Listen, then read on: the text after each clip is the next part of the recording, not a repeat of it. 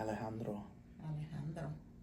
Gonzalez. Yes. What's something you've recently discovered about yourself that you didn't know a few years ago? Just about myself. Well, I discovered this. I don't know if this is about myself, but humans are really fragile. Cause I was just thinking, like, if you know how I broke my wrist last year. If so, just I played soccer last year, and someone kicked me from behind, and I fell like backwards, like instinctually. Had my hand out, and my hand broke like back, and it was like cracked. It was like up, and I remember hearing it crack when I fell, and I was like, no, it's broken. I heard the crack, and no pain. Like it was just. It sounded like I landed on like a twig. That's what it sounded like. It felt like a normal fall, but when I tried to push myself up to get up, I was like, that's when it hurt. But if you leave it alone, like it doesn't hurt. But if you try to move it or something, like I couldn't move it. Like it was just like imagine trying to control your hand and you're trying to do this or whatever, and it's just like. And what ended up happening to your hand? I got surgery, and I got a titanium plate with 11 titanium screws to fix the broken bones in here, and the joints are not allowed to touch any of those because they were going to heal themselves, but it was going to take longer. But the main one, the bone, the wrist, the ulna was the worst one because it landed like that. It was like back and like out. You remember? I remember. And that's what happened with that. And after, I was honestly fine. Maybe like 4 months after the surgery, like I could do a lot of things, but like everything, no. Like I can probably do everything now, like normal. I can't do a push up. I can't push myself up because I can't put my hand like that far back. Like, you can see, like this is as far as I go. Now, what happened to your other hand? Yeah, the other hand. Literally, I was done making platas, and the stove was still hot because I was hungry, and I just forgot to turn it off. And you know I'm a stickler to turning off the stove. So how did I possibly forget to turn it off? Impossible, right? I don't know how that happened. People make mistakes. And I went to move it because it was smoking white.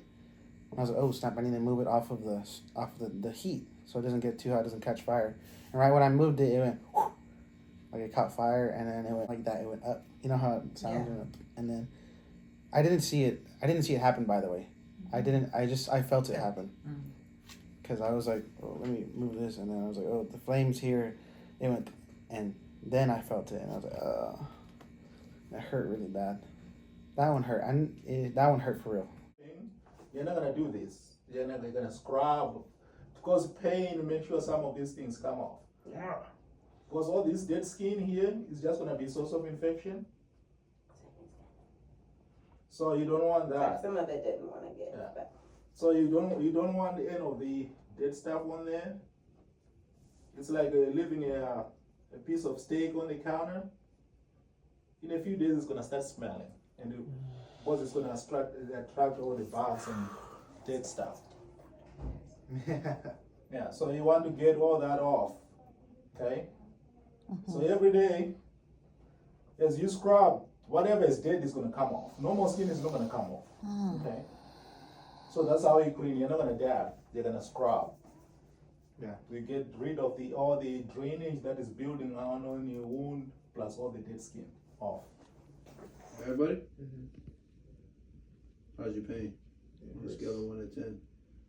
Just like right now, it's like a 2 or 1, but when you start scrubbing it, it gets up. Directly on it? Yeah. And you know, it's the thing about burns, like I explained to a lot of people, if it doesn't hurt, we got a problem. Because it's usually 3rd degrees don't hurt. 1st and 2nd degrees are more painful than the rest.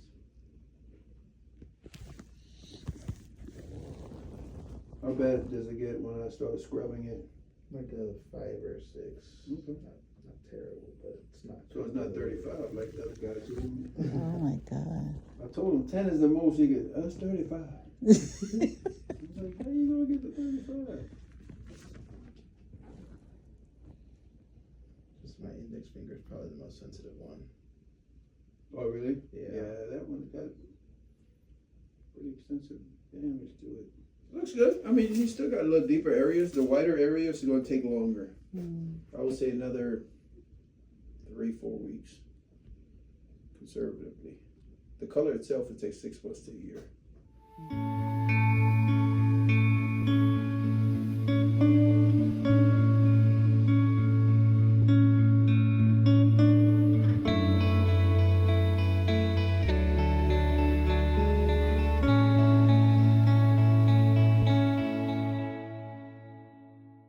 This one was The the initial worst pain pain was- was worse. The initial pain was worse, and afterwards, it was. I mean, it took a while to get to the point where it didn't hurt because when they were scrubbing all the old gunk off and cleaning the serious fluid, that hurt a lot. If you could describe your 20s so far in 3 words, what would they be and why? 3 words, okay. Confusing.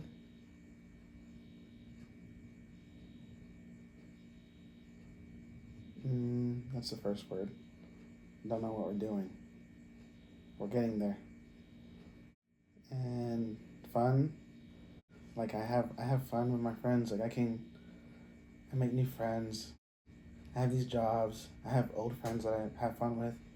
I play soccer. I have money to go do things that I want to do. Like I want to go to the movies or join a soccer league or something. Like I make money and I can do all that. Like You can drive. my car, yeah, like I can go wherever I want, do whatever I want.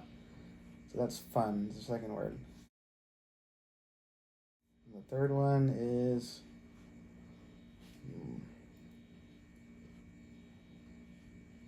I don't know, unknown. I would say that's like the third word Why? because we don't really know what's gonna happen. Like as far as the future and like I don't know. Like we can only have an idea as to where we're gonna be in life, but and never, as I'm learning, it never happens the way you plan. Some crazy stuff always happens instead, and you gotta like learn. How do you balance planning for the future while still enjoying the present? Well, just recently I've been putting a lot more effort into my school because I don't want to work these like jobs. Not that I have anything against working at somewhere like Sam's or Walmart because I did that, but that's for those kind of jobs are for me back then, like when I was a teenager, when I was 20, 21.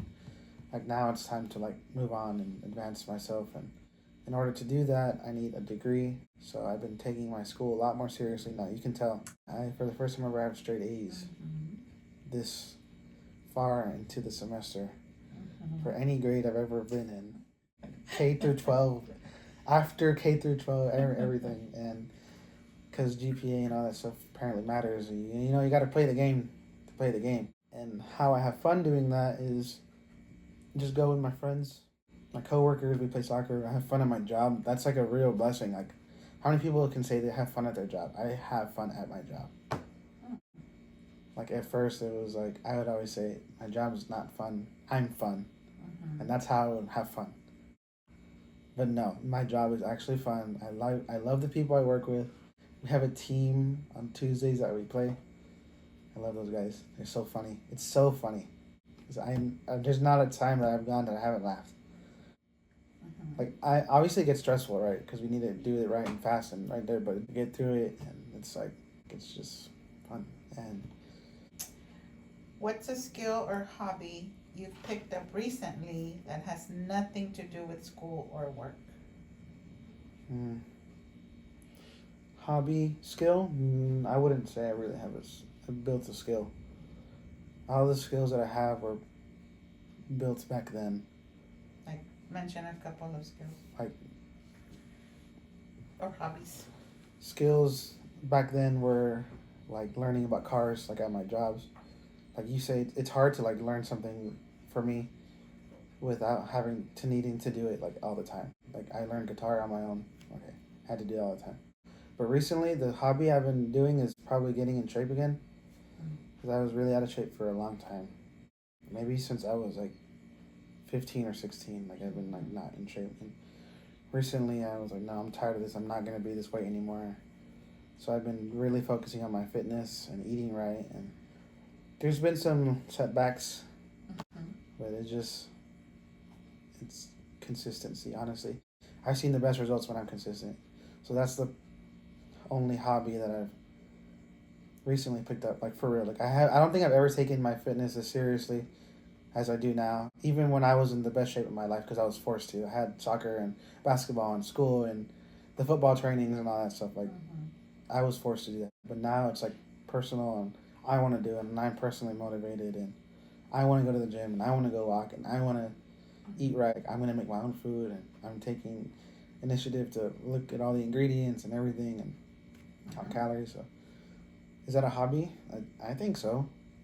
What's a book, movie, or podcast that has inspired you recently, and what did you take away from it? I don't know. Movies are just like art, and I love movies so much. You know, I'd like to go to a lot of them.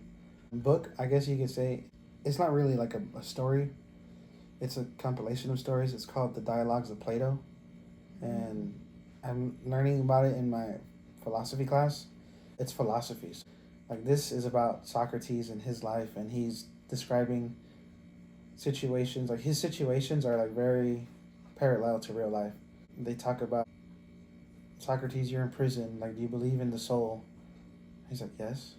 He's like, well, can you prove it? No. Like, it's just a philosophical questions.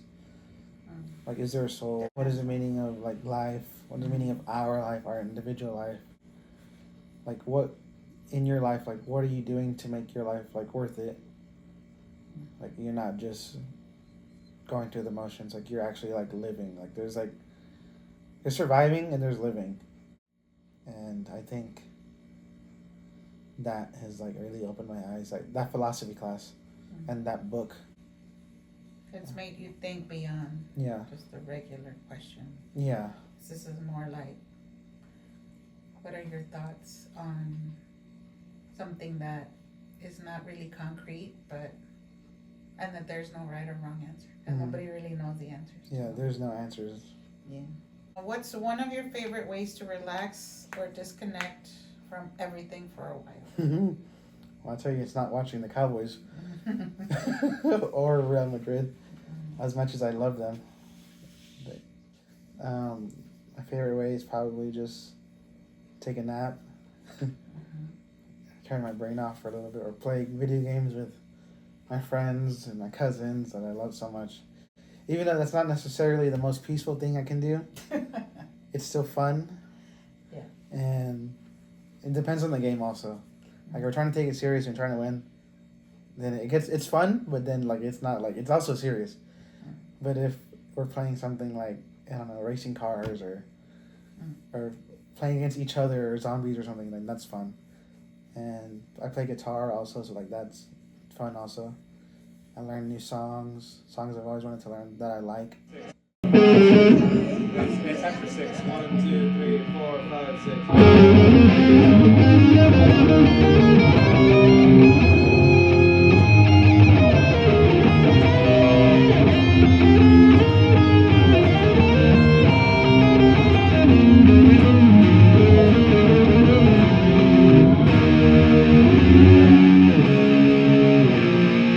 And I love to play soccer.